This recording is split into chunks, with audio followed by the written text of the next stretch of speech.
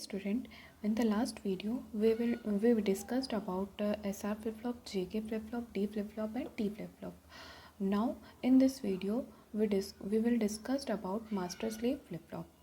So in the master slave flip flop we know that the problem in the JK flip flop will overcome by the master slave flip flop. But what is the problem in the JK flip flop? This problem is called as a race around condition.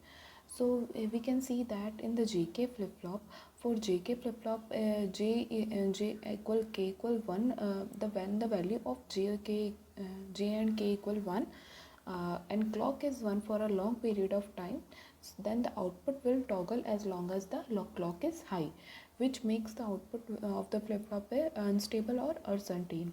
So this problem is also this problem is called a race around condition to in the JK flip flop. To remove this condition, we can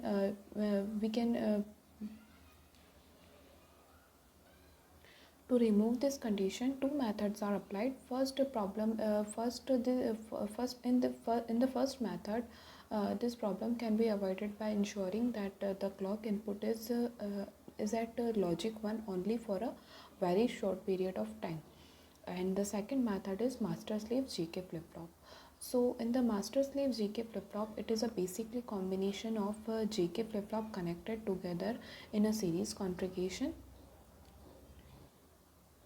Out of this, one act as a master and second act as a slave. So the output of the master flip flop is connected to the input of the slave flip flop, whose output is fed back to the input of the master flip flop. So in this master slave flip flop, we use inverter for the clock. The inverter is connected to the clock pulse in such a way that the inverted clock pulse is given to the slave flip flop.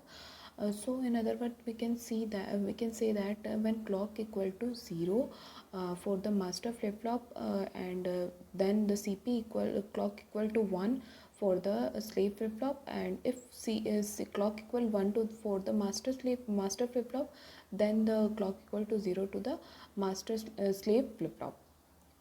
So in the master slave flip flop, basically we can see that when clock is high, so it is work on high clock pulse, and the second slave flip flop is work on low logic level, low clock pulse. So when we talk about the level triggering, when we talk about edge triggering, this is work on rising edge, and this is work on falling edge. So basically working of this flip flop is, so the JK master slave flip flop is made using D flip flop, SI flip flop and T flip flop, JK flip flop, SI flip flop and D flip flop. So in this first circuit, this is a master slave flip flop using JK flip flop. This is the master slave flip flop using SR flip flop, and this is the master slave flip flop for using T flip flop for making master slave flip flop. The truth table corresponding to the working of the flip flop in this figure, we can see that this is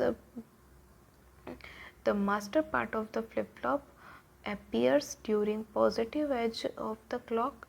However, the instant the slave output remain latched or unchanged.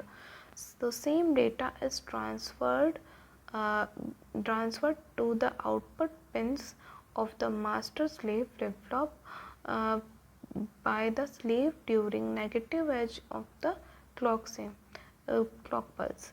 The same principle is further emphasized in the timing diagram of this master slave flip flop. In this we can see that briefly. First, in the JK flip flop, this is the clock which is 1 and 0. This is edge triggered flip flop, so we considered falling edge and rising edge. For positive triggered, it is work on rising edge, and the negative triggered, this is work on falling edge. So rising edge is applied on the clock, the value of j and k is 0 0. So in the 0 0 condition, we know that this is no change condition is applied. So the first value is 0. So the no change is applied when the next rising edge is occur. So the next rising edge is occur, the value of the j and k is 1 and 0. In the 1 0 condition, this is reset condition, set condition. So we set the previous input to the next input. So this is set to the 1. 1 is applied going when the next rising edge is arrived. So the next third clock cycle applied on this circuit, this condition jk condition is 1 1. This condition is toggle condition.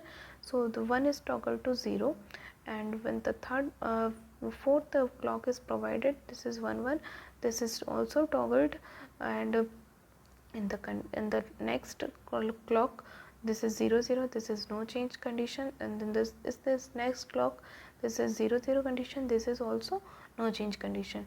And this, when the next clock is arrived, this when we see that this is 1 and this is 1 condition, this is toggle condition. So we toggle the previous value to 0, and the next clock is applied, this is 1 1 condition. So we toggle the value 0 to 1.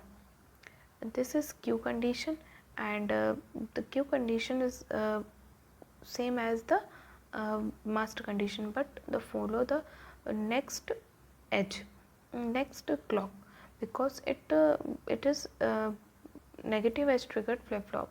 So in this M2 condition, this condition is inverted to the M1 condition, and this follows the Q bar.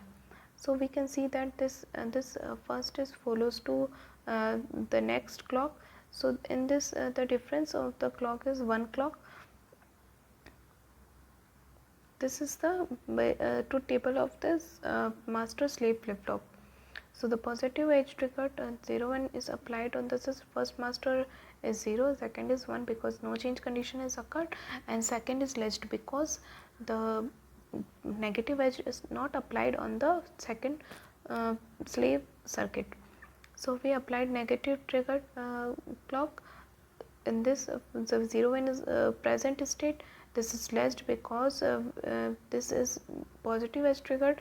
This is hold the value previous value, and this is change accordingly to the input. So we can say that this is 0 1 condition, and this is the same condition is arrived on the next clock. This is 1 0 condition, same condition is arrived on the next clock. This is similar to the last condition. They see that we can see that 0 1 condition is applied on the next clock to the slave circuit. So we can clearly say that slave is always followed master. So this is called master slave flip flop. So this is the brief introduction about master slave flip flop, which is used in JK flip flop. And in the next video, we will discuss about various type of sequential circuit like registers and counters. Thank you.